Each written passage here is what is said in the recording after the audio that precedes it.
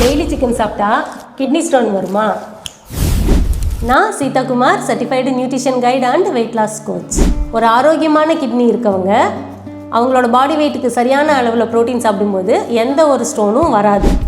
எப்போ இந்த பிரச்சனை ஆரம்பிக்கும் அப்படின்னு கேட்டிங்கன்னா, அளவுக்கு அதிகமாக ப்ரோட்டீன் சாப்பிட்டு தண்ணியும் சரியாக குடிக்காமல் உப்பையும் அதிகமாக சேர்த்து சாப்பிடும்போது தான் கிட்னியில் ஸ்டோன் வர்றதுக்கான அபாயம் இருக்கு. நான் சொன்னது எல்லாமே ஆரோக்கியமான கிட்னி இருக்குது உங்களுக்கு சப்போஸ் கிட்னியில் ஆல்ரெடி ஸ்டோன் இருக்குது, சிறுநீரகத்தில் ஏதாவது பிரச்சனை இருக்குது அப்படின்னு உங்கள் டாக்டர் சொல்லியிருந்தாங்கன்னா, நீங்கள் டாக்டரோட அட்வைஸ் படி எவ்வளோ கிராம் ப்ரோட்டீன் எடுக்க சொல்கிறாங்களோ அதுக்கு தகுந்த மாதிரி சிக்கன் சாப்பிடுங்க.